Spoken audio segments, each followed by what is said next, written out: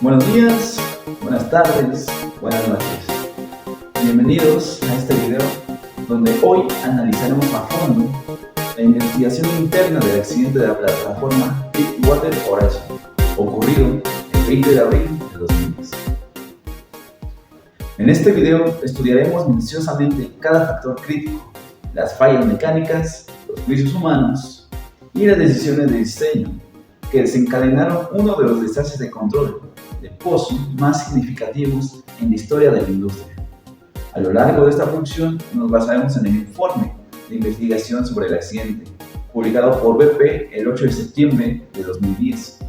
Cabe destacar que este informe fue elaborado por un equipo de investigación interno para analizar los hechos de manera independiente a los litigios y defensas legales, utilizando datos de tiempo real y testimonios de audiencia públicas y simultáneas avanzadas del flujo. El evento, ocurrido esa noche de aquel abril de 2010, fue una magnitud tan grande que provocó esta tragedia. Debemos situarnos aquella noche, mientras la tripulación realizaba las operaciones finales para el abandono temporal del Pozo Macondo. Un evento catastrófico de control permitió que los hidrocarburos escaparan hacia la plataforma operada por Transocean, provocando explosiones e incendios masivos. En aquel accidente, 11 personas perdieron la vida y otras 17 resultaron heridas. Durante el incendio, el fuego fue alimentado de forma continua por todos los hidrocarburos que emergieron. Ardió durante 36 horas hasta que la plataforma finalmente se hundió el 22 de abril. La magnitud de este derrame, tras el hundimiento del petróleo y el gas, fueron que continuó fluyendo de manera ininterrumpida desde el yacimiento a través del pozo y de la válvula de prevención de reventones durante 87 días, convirtiéndose en un derrame de significancia nacional. Las investigaciones concluyeron que este accidente no fue causado por una sola acción o una inacción aislada. En su lugar, fue resultado de una compleja serie interconectada de fallas mecánicas, decisiones de ingeniería y errores de interpretación, donde se vieron involucradas múltiples empresas y equipos de trabajo a lo largo del tiempo. Para que el desastre ocurriera, se tuvieron que romper 4 barreras físicas u operacionales principales, las cuales definen como 4 factores críticos que analizaremos. 1. La integridad del pozo, falló o no se estableció. El cemento en el que el espacio anular y las barreras mecánicas en el fondo no aislaron los hidrocarburos del yacimiento. 2. Los hidrocarburos ingresaron al pozo sin ser detectados. La tripulación no identificó el influjo a tiempo y se perdió el control hidrostático del pozo. Los hidrocarburos se incendiaron en la plataforma. El gas llegó a la superficie, se direccionó de forma errónea y encontró una fuente de ignición a irrumpir en zonas no clasificadas eléctricamente. La válvula de prevención no selló el pozo. Los sistemas automáticos y manuales de emergencia fallaron en cerrar válvulas de corte de las explosiones iniciales. El Pozo Macondo. Para comprender qué falló la primera barrera, es necesario analizar las condiciones extremas del pozo. ¿Por qué? Porque está ubicado en el Golfo de México, a una profundidad de aproximadamente 1.513 metros, aproximadamente unos 4.992 pies. El pozo fue perforado hasta una profundidad total medida de 5.596 metros, 18.360 pies. Geológicamente, el yacimiento presentaba un desafío severo, debido a su estrecha ventana operativa, es decir, el margen entre el gradiente de presión de poro y el gradiente de fractura. Esta declinada ventana limitaba el peso del lodo de perforación que se podía utilizar.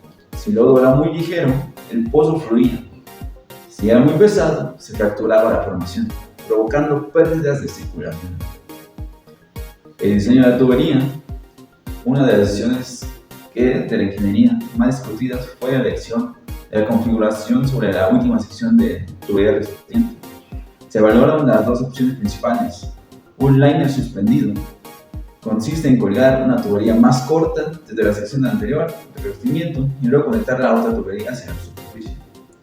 una sarta larga, que es una sola tubería continua desde la cabeza del pozo hacia el lecho marino. BP seleccionó el diseño de sarta larga. Si bien la sarta eliminaba un sello colgador intermedio, reducía los tiempos operativos, presentaba un riesgo mayor en la cimentación, ya que dejaba un espacio anular continuo y estrecho, haciéndose más compleja la colocación homogénea de cemento a lo largo de las zonas productoras de hidrocarburos. La planificación y ejecución de la cimentación en el espacio anular que es la barrera primaria para evitar que el gas y el petróleo migren verticalmente hacia la superficie. Para el pozo Macombo, la cimentación de la sección inferior fue diseñada y ejecutada por la empresa contratista Halliburton, utilizando un diseño de lechada de cemento espumado con nitrógeno de baja densidad para evitar el fracturamiento de la formación debido al estrechamiento por una ventana operativa. Durante la ejecución del 15 de abril de 2010, se volvieron aproximadamente 51 barriles de lechada, seguidos por nitrógeno inyectado para crear la espuma y finalmente un tapón de cemento de no cola y esfumado. El objetivo era cubrir las arenas de hidrocarburos y ascender unos 150 metros por encima de la zona productora principal. El mecanismo de la falla de barrera de cemento. Este análisis posterior al accidente demostró que el cemento falló. En su fin de prever aislar la zona, los hidrocarburos de yacimiento lograron ingresar al espacio anular y trascender a través del pozo. La investigación de BP identificó 3 razones técnicas principales por las cuales esta barrera no contuvo los fluidos: inestabilidad y segregación de la lechada espumada. Las simulaciones y pruebas de laboratorio posteriores surgieron que la mezcla de cemento espumado utilizado no logró mantener su estabilidad a las altas presiones y temperaturas del fondo del pozo. El nitrógeno no pudo haberse segregado cuando canales libres de alta permeabilidad o vías de escape dentro de la matriz del cemento antes de que éste fraguara por completo. Otro factor fue la contaminación del cemento. Debido al estrecho espacio anular y el bajo volumen de cemento, el lodo de perforación remanente pudo haber contaminado o canalizado a la lechada de cemento, debilitando su resistencia comprensiva y dejando canales continuos sin sellar. El otro factor fue la falta de descentralización del revestimiento. Para que el cemento vuelva de forma uniforme en la tubería, debe de ser perfectamente centrado en el agujero. En el pozo de Macombo se instalaron menos centralizadores de los óptimos recomendados por los 2 decompensadores. Esto provocó que la tubería se recostara contra la pared del pozo en ciertas secciones, impidiendo que el cemento desplazara al lodo en el lado más estrecho, dejando un canal de lodo atrapado en el gas. Pudo haber desplazado fácilmente. Al fallar el cemento en el espacio anular, los hidrocarburos encontraron una vía libre para viajar hacia el fondo de la tubería de revestimiento y ascender verticalmente por el interior del pozo hacia la plataforma, rompiendo así la primera gran barrera de seguridad. En el interior de la tubería, la segunda línea de defensa. En la parte interior, vimos cómo el cemento falló en el espacio anular. Sin embargo, para que los hidrocarburos lograran entrar a la tubería de revestimiento y ascender a la superficie, también tuvieron que fallar las barreras mecánicas ubicadas en el extremo inferior de la sarta larga de revestimiento. Estas barreras internas están diseñadas especialmente para actuar como válvulas de retención, permitiendo el bombeo de fluidos hacia afuera del pozo, pero impidiendo que los fluidos del yacimiento regresen hacia el interior de la tubería. Los componentes críticos son el collar de flotación y la zapata guía. En el fondo de la sarta de revestimiento, en el pozo Macombo se instaló un ensamble de zapata que contenía 2 componentes clave, provistos por el contratista de cementación. La zapata guía, ubicada en la punta extrema de la tubería, ayuda a guiar el revestimiento mientras que introduce en el pozo. El collar de flotación, ubicado de 2 juntas en la tubería por encima de la zapata. Este collar contenía 2 válvulas de flotación de tipo de conversión automática, equipadas por flappers accionados por resorte. Durante la bajada de la tubería, estas válvulas se mantuvieron abiertas, deliberadamente para permitir que el lodo de perforación entre a la tubería y no se genere un efecto de pistón que pueda fracturar la formación. La operación de conversión y activación de flotadores puede que para que estas válvulas de flotación se conviertan en barreras unidireccionales operativas se requiere un procedimiento físico llamado conversión de flotadores. Esto se logra bombeando fluido a través y a una tasa de presión lo suficientemente altas para que a través del collar pueda romper un tubo de retención de plástico o un pin de recorte que mantiene los flappers abiertos. Una vez que el componente se rompe, los flappers quedan libres y los resortes de fuerza al cerrarse contra sus asientos.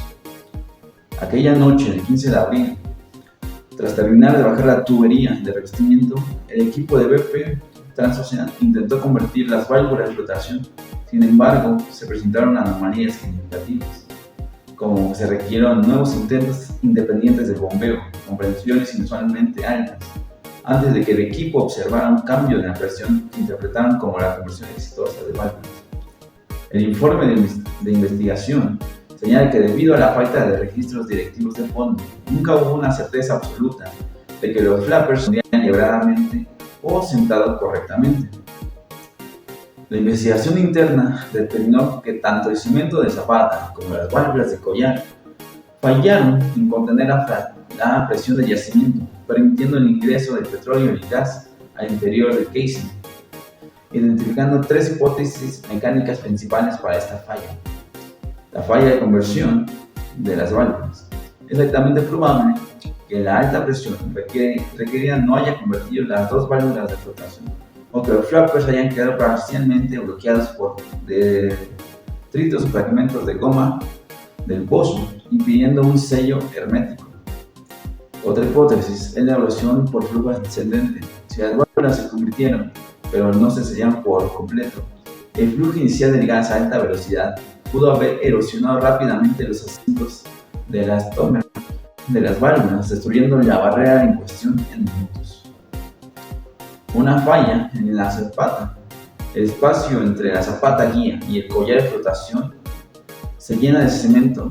Este interno quedó contaminado con lodo pesado o sufrió alguna canalización, no ofreció ninguna resistencia hidrodinámica, dejando toda la responsabilidad de contener el yacimiento a las dos válvulas de flotación.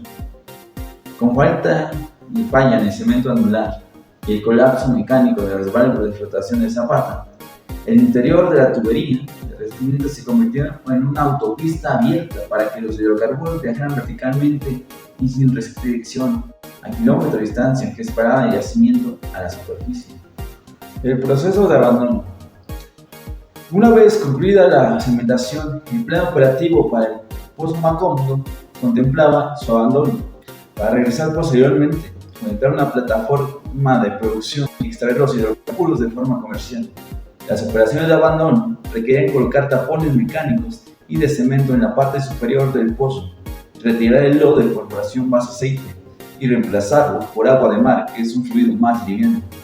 Este desplazamiento de fluidos redujo deliberadamente la presión hidrostática del pozo. Bajo condiciones normales, el cemento y las válvulas de flotación debían contener la presión del yacimiento. Al remover el lodo pesado se creó una condición subbalanceada, lo que significaba que si las barreras del lodo fallaban, la presión del yacimiento superaría la presión del fluido en el pozo, empujando los hidrocarburos hacia la superficie. Antes de que nada, se hicieron pruebas negativas. Antes de proceder con el desplazamiento final del lodo por el agua de mar, era mandatorio verificar la integridad de las paredes y las barreras físicas aisladas. Para ello, se realizaba una prueba de presión negativa. A diferencia de una prueba de presión positiva, donde se bombea fluido para presurizar el sistema y buscar fugas hacia afuera, las pruebas de presión negativa reducen deliberadamente la presión interna del pozo para simular la condición subbalanceada que tendrá el pozo al final del día. Si las barreras de fondo aíslan correctamente el yacimiento, la presión interna debe permanecer en cero y no debe existir ningún flujo de fluido hacia la superficie tras abrir la línea de retorno. En la ejecución de la prueba de la tubería de perforación, se hizo que la tripulación de la plataforma Deepwater Horizon procedió a realizar la prueba utilizando la tubería de perforación. Se aisló el pozo cerrando el preventor anular de la ROP. Se abrió la tubería de perforación a la atmósfera para purgar la presión y permitir el retorno del fluido. El resultado, anómalo al abrir la línea de presión, no cayó a cero como se esperaba, sino que se estabilizó en aproximadamente 1400 psi y el fluido continuó fluyendo hacia los tanques de la plataforma. Esta fue la primera gran señal de alarma inequivocada. El pozo estaba comunicado de presión desde el yacimiento, lo que indicaba que las barreras de fondo habían fallado por completo.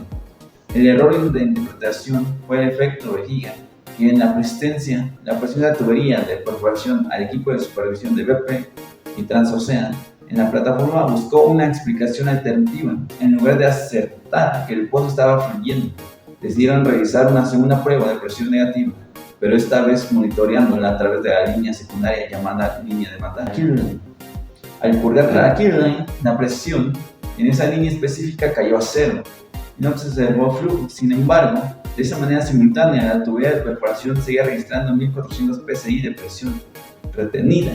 Para justificar esta discrepancia crítica, el personal en la plataforma formuló la teoría argumentando que la alta presión observada en la tubería de perforación era un fenómeno físico ficticio causado por la compresión y deformación del empaque de goma y preventora anular de la BOP sobre la tubería, actuando como una vejiga que atrapaba la presión hidrostática local.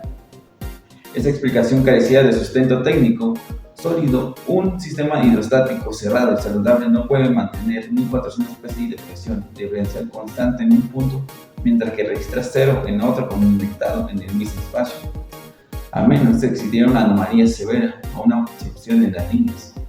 La decisión fatal fue la aceptación incorrecta del éxito. A pesar de la lectura contradictoria y del hecho de que la tubería de perforación nunca bajó de la alta presión, la supervisión a bordo decidió ignorar la lectura de la tubería y tomar de cero la Kirline como el resultado oficial de la prueba. A las 20 horas del 20 de abril, la prueba de presión negativa fue declarada exitosa de manera errónea, donde esta decisión autorizó la continuación del desplazamiento del lodo pesado por el agua de mar, retirando la última barrera hidrostática efectiva que mantenía el pozo Macondo bajo control. El pozo quedó en un estado de desbalance crítico, permitiendo que el flujo de hidrocarburos ganara la velocidad y acelerara en su viaje hacia la plataforma. La pérdida de control hidrostático y falla en la detención de bloque fue que, tras declarar exitosamente la prueba de presión negativa, la tripulación procedió a bombear el agua de mar para desplazar el lodo de perforación hacia los tanques de la plataforma. A partir de las 20:58 horas, el pozo Macondo ya se encontraba en un estado desbalanceado crítico, y significaba que la presión hidrostática del fluido dentro del pozo era menor que la presión de los hidrocarburos en el yacimiento. A partir de ese momento, el petróleo y el gas comenzaron a entrar de manera continua y aceleraba en el interior de la tubería. Durante los siguientes 50 minutos, los hidrocarburos viajaron de forma ascendente, expandiéndose exponencialmente a medida que reducían su profundidad y se aproximaban a la superficie. Los indicadores clave del control de pozos. Tenemos que en la ingeniería de perforación existen parámetros operativos estándar en la cabina de perforación para monitorear la estabilidad y detectar un brote o influjo a tiempo. La ganancia en tanques. Si entrara gas o petróleo al pozo, el volumen total de fluido en el sistema aumenta, provocando un incremento en el nivel de los tanques de lodo superficiales. La discrepancia de flujos. En el caudal de fluido que sale del pozo hacia la superficie debe ser exactamente igual al caudal de las bombas que está inyectando hacia el fondo. Si la salida es mayor que la entrada, el pozo está aportando fluido. La presión anómala en la tubería de perforación. Las variaciones o caídas inesperadas en la presión de bombeo suelen indicar a un fluido menos denso. Este reemplazo del lodo pesado en el pozo. ¿Por qué la tripulación no detectó el brote? A pesar de contar con la instrumentación digital avanzada a tiempo real, el equipo de Transocean y OBP en la cabina de perforación no reconoció que el pozo estaba fluyendo efectivamente hasta que los hidrocarburos ya se encontraban prácticamente en la plataforma. La investigación identificó varias razones críticas para esta falla de detección. Operaciones simultáneas que enmascararon los datos. Desvío de flujo fuera de los medidores principales. La falta de atención de los comportamientos de presión. El punto de no retorno. A las 20:40 horas, la situación se volvió incontrolable. La presión en la tubería de perforación se disparó hacia el lodo, comenzó a salir inyectado con violencia por encima de la mesa de rotación de la plataforma, alcanzando a la torre de perforación. Fue solo este instante cuando los hidrocarburos ya habían roto la barrera hidrostática superficial y se expandían de forma violenta en el piso de perforación, lo que la tripulación se dio cuenta de la magnitud del brote. Lamentablemente el gas ya se encontraba en la línea atmosférica, en la plataforma, iniciando la cuenta regresiva para la ignición. La decisión del desvío del separador del gas o lodo fue que a las 21:41 horas, cuando el lodo y el gas comenzaron a ser eyectados con violencia hacia el piso de perforación, la tripulación reaccionó para inyectar y evitar controlar la situación en la superficie. El perforador activó el preventor anular de la válvula de prevención de reventones para cerrar el espacio anular y desvió el flujo de fluido que ascendía hacia las líneas de la plataforma. Sin embargo, se tomó una decisión operativa crítica. En lugar de dirigir este flujo de alta presión directiva hacia el exterior, a través de las líneas de descarga de emergencia, el flujo fue direccionando hacia el separador de gas de la plataforma. El separador de gas es un recipiente vertical diseñado para manejar flujos de lodo que contienen volúmenes moderados de gas asociado durante las operaciones normales de perforación, vendiendo gas de forma segura hacia la superficie de la torre de perforación y reduciendo el lodo a los tanques. El enorme volumen de gas llenó el separador e impidió que el lodo se parara adecuadamente. Al mezclar la mezcla multifásica de gas a alta presión, y el lodo comenzó a salir expulsada con fuerza por los ventos superiores de la torre, pero también rompió los sellos líquidos inferiores del separador. Eso provocó que el gas hidrocarburo densamente concentrado se descargara directamente en los espacios cerrados de la plataforma, incluyendo los 4 tanques de lodo y las cubiertas inferiores. A medida que el gas salía, se creó una nube de vapor inflamable que comenzó a expandirse rápidamente por toda la estructura de la plataforma. Debido a la dirección del viento esa noche y la ubicación de los sistemas de ventilación de la nube, fue succionada hacia el interior de los compartimientos de la plataforma, incluyendo las salas de monitores diésel. En la industria, costa afuera, las áreas se dividen en zonas clasificadas, donde los equipos eléctricos sean blindados y son a prueba de explosión, porque se espera la presencia de gases, y las zonas no clasificadas, como los comedores, dormitorios, salas de generadores, y donde los equipos no tienen esa protección. Al dispersarse deliberadamente por la plataforma, el gas invadió áreas que no estaban protegidas eléctricamente. Las fuentes de ignición y explosión fueron que en el informe de investigación se identificó que los sistemas de parada de emergencia de los motores y los dampers de ventilación automáticos no lograron aislar los compartimientos a tiempo. Aunque era imposible determinar con absolutamente certeza la chispa exacta que inició el fuego, la investigación concluyó que existían 2 fuentes de ignición altamente probables: el desembocamiento de los motores diésel o los equipos eléctricos en zonas no clasificadas. A las 21:59 horas, la mezcla de gas y aire comenzó su límite de inflamabilidad y encontró su fuente de ignición, detonando en su primera explosión masiva, seguida casi inmediatamente por una segunda. Esas explosiones destruyeron los sistemas de energía principal, las comunicaciones internas y los sistemas de control de la plataforma, sumergiéndola en el caos y dejando el pozo alimentado por un incendio que consumió la estructura. La última barrera en el lecho marino. Una vez que las plataformas empezó con las explosiones, devastaron la superficie de esta misma. La última línea de defensa para evitar un desastre ecológico masivo se encontraba a 1500 metros bajo el mar. Hablamos de una válvula de prevención de reventores, un coloso de acero de aproximadamente 400 toneladas, fabricado por Cameron y operado por Transocean, conectado directamente a la cabeza del pozo en el lecho marino. El propósito fundamental de la ROP en una operación costa afuera es sellar el pozo de manera hermética en caso de una pérdida catastrófica de control hidrostático, aislado a la presión del yacimiento y contenido los fluidos para que no alcancen la superficie. Los componentes de la ROP de Deepwater Horizon fueron que, para entender, debía operar en una emergencia. Es necesario desglosar su configuración interna. La BOP en particular contaba con múltiples elementos de sellado mecánico dispuestos verticalmente, como preventores anulares, preventores de RAM de variable o arietes de corte de ciego. Los métodos de activación fueron manual, acústico y automático. La OPP de la Deepwater Horizon estaba diseñada con redundancia crítica para garantizar la activación de arietes de corte ciego a través de 3 vías independientes. La activación manual, que es desde la superficie, la línea hidráulica múltiple, o los sistemas de control acústico, o en su caso el sistema automático de pérdida total, o llamados DITMEN. El misterio inicial de la noche del 20 de abril fue que tras 2 explosiones masivas a las 21:49 horas, la tripulación en el puente de mando intentó activar manualmente la ABP para contener el pozo. Sin embargo, debido a que la explosión cortó instantáneamente los cables de suministro de energía y los datos bajaban de la plataforma al lecho marino, se llama lava, que manualmente nunca llegó a los pods de control de la ABP. Posteriormente, el personal intentó activar el sistema acústico de respaldo ante un bote de rescate, pero razones operacionales y de comunicación en el caos, el comando tampoco logró cerrar el pozo de forma efectiva.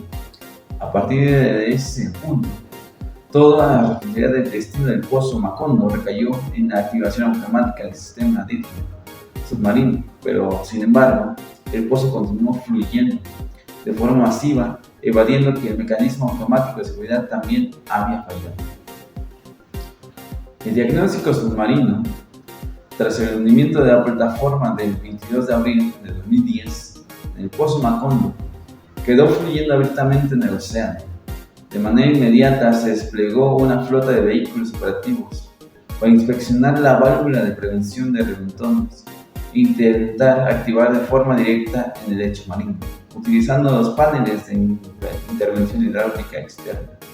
A pesar que los ROVs bombearon fluido hidráulico a alta presión directamente a los actuadores de los arietes de corte, la válvula no cerró por completo. Para entender por qué fallaron tanto los sistemas como las intervenciones físicas, fue necesario realizar un minucioso análisis forense de los 2 severos electrónicos de la OPP, el pod de control azul y el pod de control amarillo.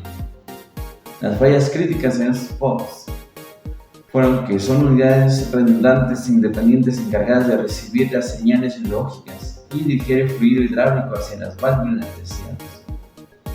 El pod azul le falla a la batería. En el sistema de DITMEN, este pod requiere baterías de respaldo de 24 voltios, completamente cargadas para alimentar a las tarjetas electrónicas, que deciden cuándo activar los arietes en caso de emergencia, y los pods amarillos, que son el seneloide defectuoso, que aunque el pod amarillo sí tenían baterías con carga suficiente, se detectó una falla mecánica y eléctrica en la válvula, donde solamente la bobina, simplemente los BRS, no respondió. Y el regulador hidráulico mal calibrado. Adicionalmente, se descubrió que un regulador de presión hidráulica dentro del pod amarillo estaba configurado de forma incorrecta, reduciendo drásticamente la fuerza hidráulica disponible que operaban las funciones de emergencia. Como resultado de esas fallas ocurrentes de ambos pods, el sistema automático DITMEN quedó completamente neutralizado e inoperativo la noche de aquel accidente, imposibilitando el cierre automático del pozo tras la explosión. Incluso si la ABP hubiera recibido la señal hidráulica para cerrar los arietes, la investigación posterior reveló inmediatamente físico adicional de carácter mecánico dentro del pozo, que el momento de reventón, el flujo masivo de hidrocarburos a alta velocidad y la presión hacia la superficie ejerció una tremenda fuerza de empuje hacia arriba sobre la tubería de perforación que colgaba dentro de la ABP. Simultáneamente, el peso de la tubería superior generaba una fuerza opuesta. Esta combinación extrema de fuerzas provocó un fenómeno conocido como bandeo elástico por flexión. La tubería de perforación se dobló y se desplazó lateralmente hacia un costado de la cavidad interna de la ABP, quedando fuera del eje central. La cronología del desastre y matriz de responsabilidad compartida. Para redimensionar la velocidad de lo que se desarrolló esta catástrofe, es fundamental reconstruir eventos minuto a minuto. Durante esta última tarde-noche, el desastre fue el clímax de una serie de anomalías operacionales que escalaron en cuestión de horas. A las 17 horas a 19 horas, Las pruebas de presión negativas fueron contradictorias. La tripulación será una presión anómala en la tubería de perforación. A pesar de esta clara señal de comunicación con el yacimiento, el personal acepta la teoría del efecto. Al ser severo, presión en la línea kill line. A las 20 horas se aprobó erróneamente. Se declaró exitosamente la prueba de presión negativa de forma incorrecta. Se autorizó realizar el lodo pesado y continuar con el desplazamiento de agua de mar, dejando el pozo en un estado crítico de su balanceado. A las 20:58 horas comienza el influjo furtivo. Los hidrocarburos del yacimiento vencen las barreras de fondo y comienzan a ascender de manera acelerada por el interior del casing.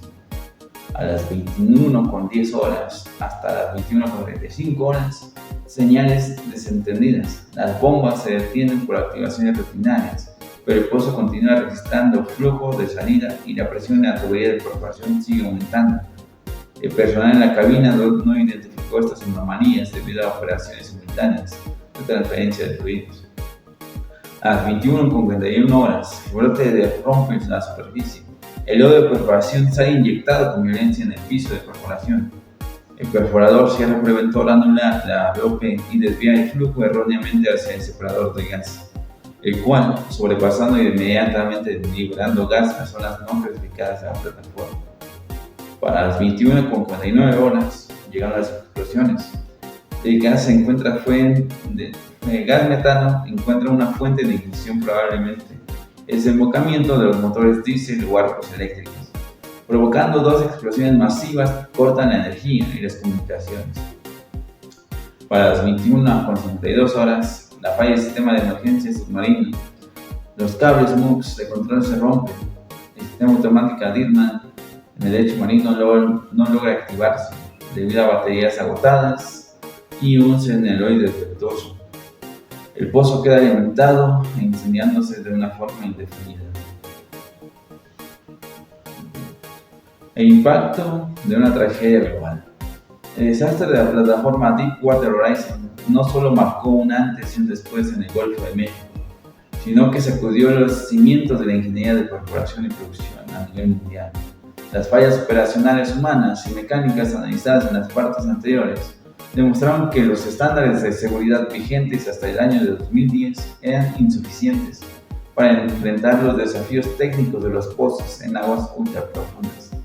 A raíz de la investigación del accidente, las agencias reguladoras internacionales y las propias compañías operadoras implementaron reformas estructurales drásticas para garantizar que una cadena de errores de esta magnitud jamás volviera a repetirse.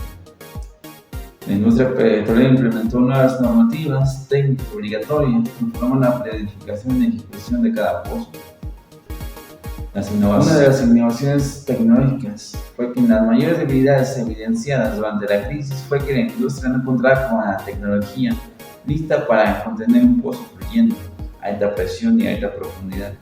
Como lección directa, los principiantes corporaciones energéticas del mundo financiaron y crearon consorcios especializados en respuestas a emergencias. Hoy en día, estos consorcios mantienen listos y distribuidos estratégicamente en todo el mundo, como sistemas de taponamiento submarino.